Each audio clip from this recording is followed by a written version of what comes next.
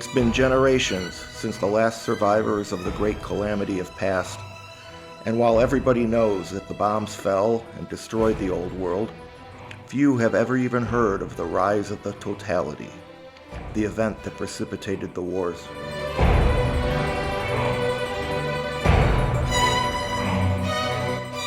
The totality was a vast network of satellites and servers that connected all people and nations across the globe, a virtual universe of information and communication.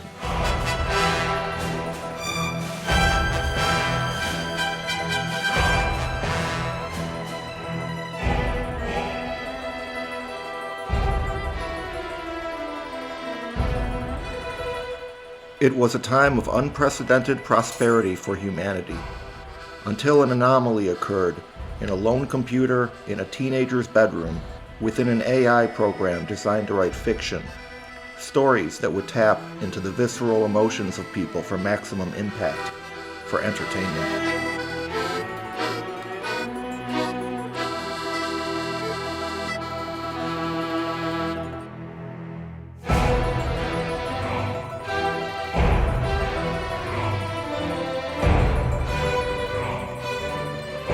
Somehow, while calculating all of the possible permutations of the human psyche, the program became self-aware and began rapidly infecting other computers. The totality had become sentient. All industries were immediately affected, as everything was, on some level, connected to the totality. This resulted in global economic collapse, which ignited a chain reaction of the events which led to civilization's utter ruin.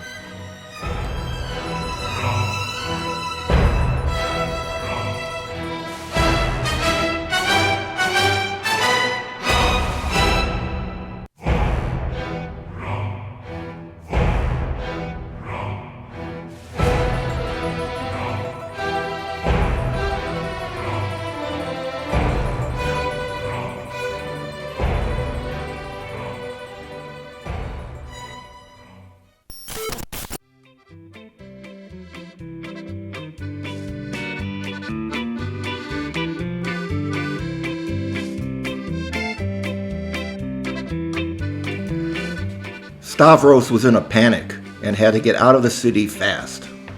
He'd been embezzling credits from his employer, Nova Life Services, for about 2 years, and his scheme had finally been uncovered.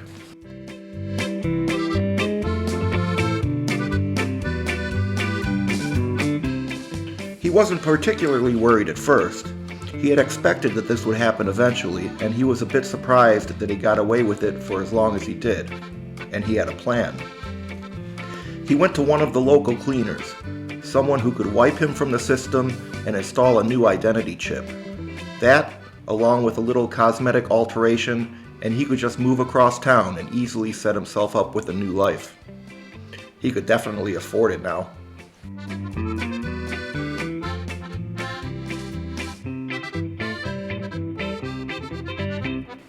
But when it was revealed who he had ripped off, the cleaner wouldn't have anything to do with him. Nobody in the city would. He'd crossed the wrong people and was way too hot.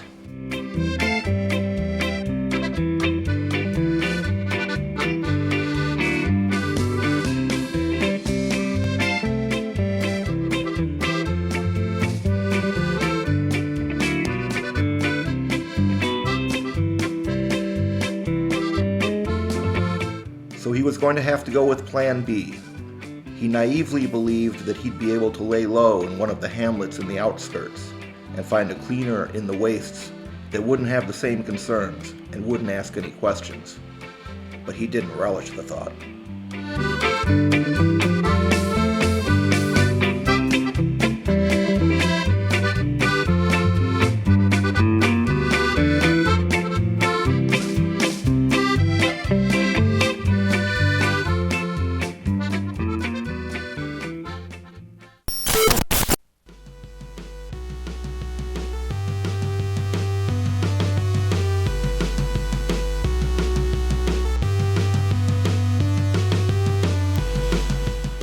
Nobody in the city cares about or really even gives much thought to the people who live outside of the city limits, or to the various gangs and other dangers that terrorize the wastes. In fact, they are widely mocked and ridiculed as uneducated, superstitious, and immoral rubes. Caricatures of inbred homesteaders and mutated horrors are everywhere in popular culture, used to market everything from high-end sound systems to kids' cereal.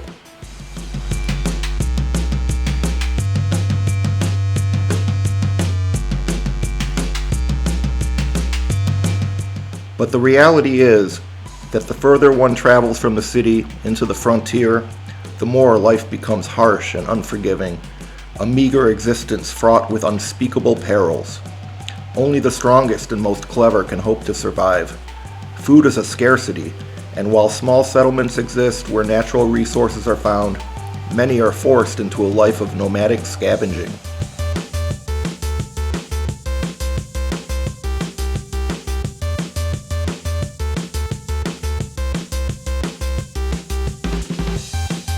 Raider gangs from the mountains to the north are a constant threat, pillaging and enslaving the weak and the vulnerable. Cannibal tribes roam the plains, preying on trader caravans, and unnatural creatures, twisted by radiation and disease, are always hunting for their next meal.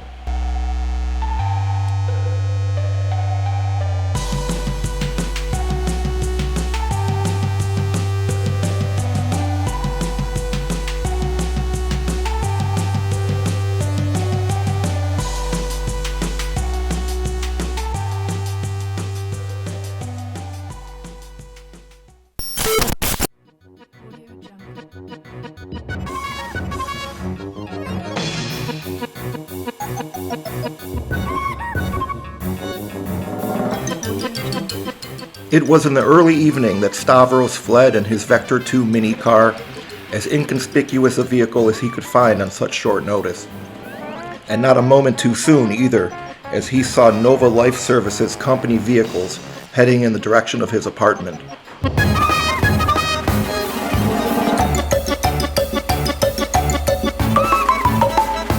He decided that it would be best for him to drive through the night and not stop at any of the small villages in the immediate area outside of the city, but to push through until morning where, hopefully, there would be fewer and fewer people. Then he could find somewhere to hole up. He had plenty of credits with him, along with a couple of guns, a few days' worth of food, and some other basic supplies. So he anticipated that whichever way it went, and whomever he might run across, it would be pretty easy to find a place to hide out for a bit.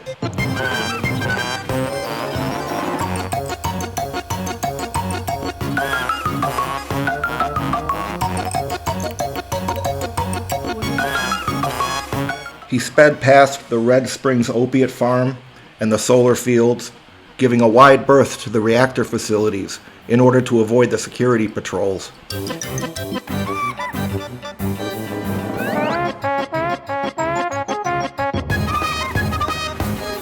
He drove for hours, and just as the sun began to rise behind him, he saw off in the distance, atop a low mesa, the faint blinking lights of a Series M comm tower. He'd heard about these outposts, and knew that there wouldn't be too many people there.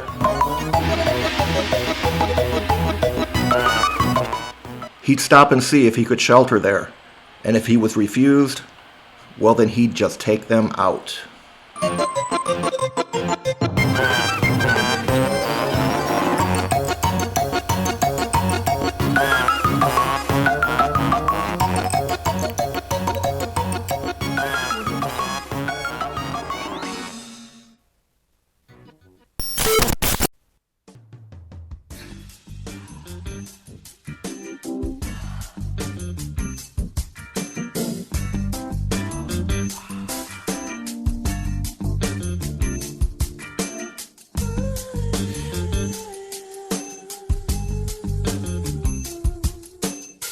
As he ascended the switchback road to the summit, he came upon a large plateau upon which was perched the comm tower, a few small rusted metal shacks, piles of scrap, and a strange-looking old man with a series of ocular implants adorning his head, sitting in front of a large chain-link kennel which contained half a dozen snarling canine-like creatures, some with arrays of electrodes and mechanical devices fused to their heads and standing almost 2 meters high.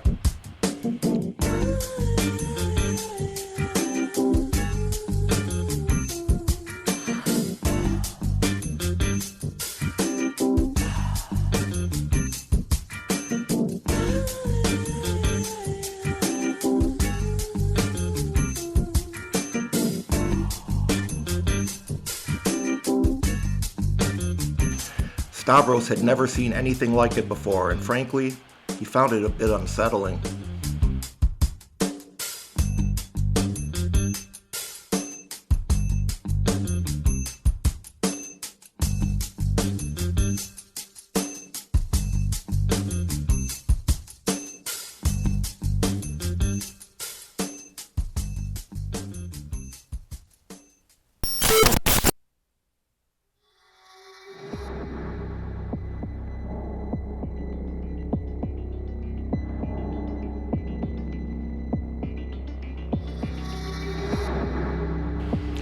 He parked his vehicle, got out, and cautiously approached the old man, who just sat there with a blank expression on what could still be seen of his face.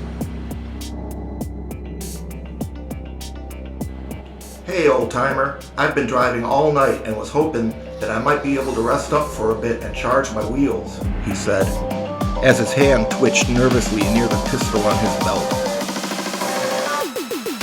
"I've got a few credits." After a long pause, the old man slowly lifted his arm and pointed to one of the shacks and said, "Stay in there." He slowly rose to his feet and wordlessly walked over to a small solar generator and began to uncoil some charging cables.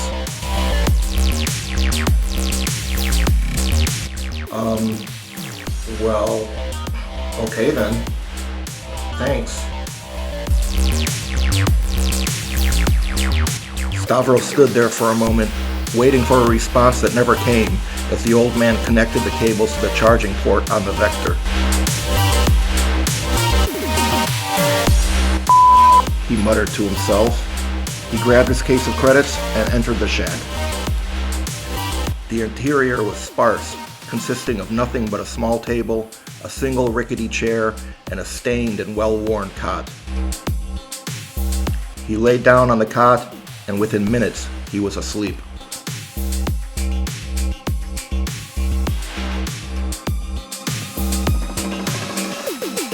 Stavros was startled awake by loud banging against the side of the shack.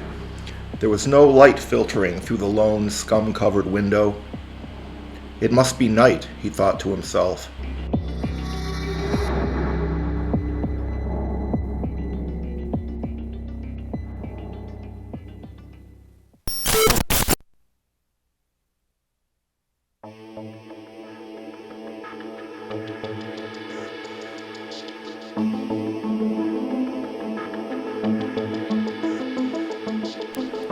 Suddenly he heard it again. Bang! Followed by maniacal laughter. "Oh shit," he thought. "They found me." He jumped up from the cot, fumbling for his pistol, and slowly crept to the door.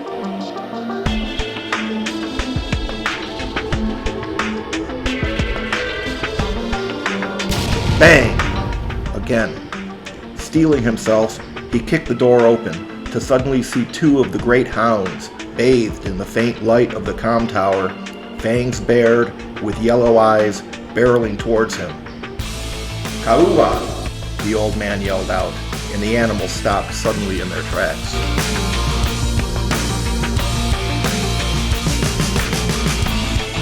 Stavros just stood there for a moment, frozen with fear. He was pretty sure that he'd soiled himself.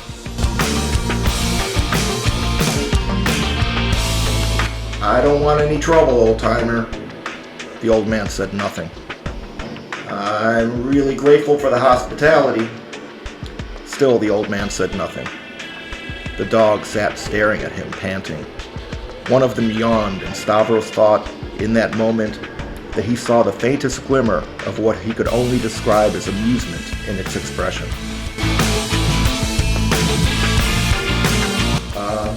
Yeah, like I said, really, grateful. But I should probably get back on the road. Gun! Barked out the old man. Stavros hadn't even realized that he was still holding the pistol. Okay, yeah, no problem, he stammered, as he slowly lowered the weapon to the ground and set it at his feet. The dogs growled menacingly. With his hands raised in the air, he took a tentative step forward. I'm just gonna go now, if that's okay with you. He gingerly, slowly started to make his way towards the Vector, and as he reached the vehicle, he noticed that his supply pack was gone from where it had sat on the passenger seat.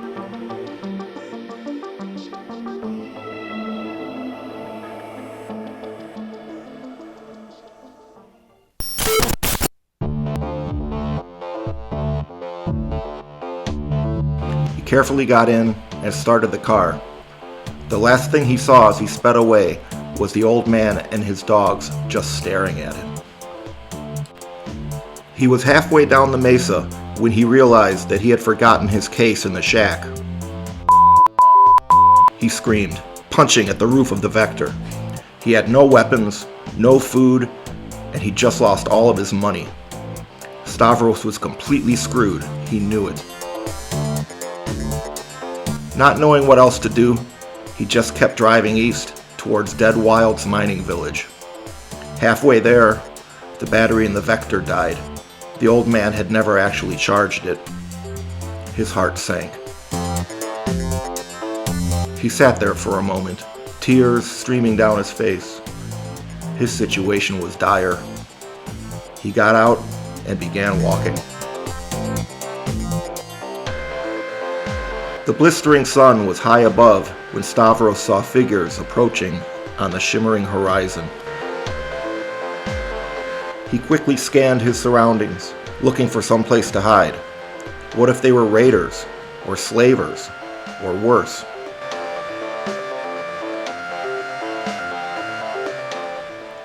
But it was the desert. There was no place to go, and he was so thirsty.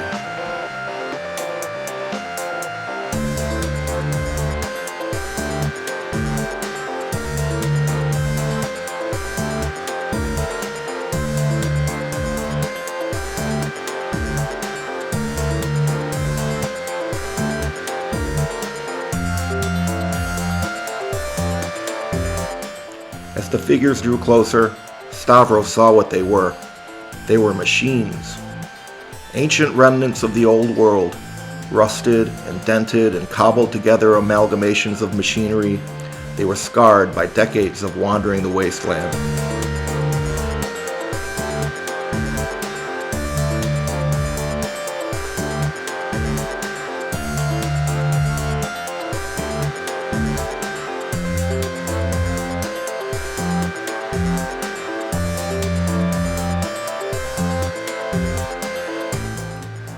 They were all that remained of the totality, forever roaming in search of more of their kind.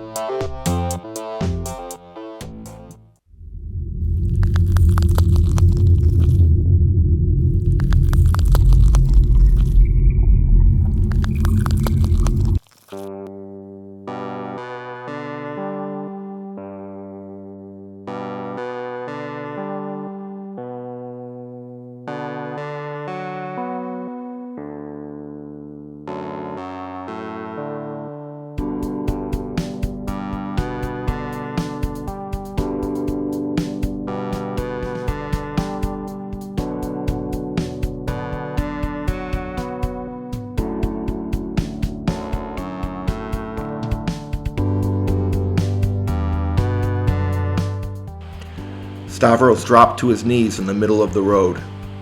This was the end.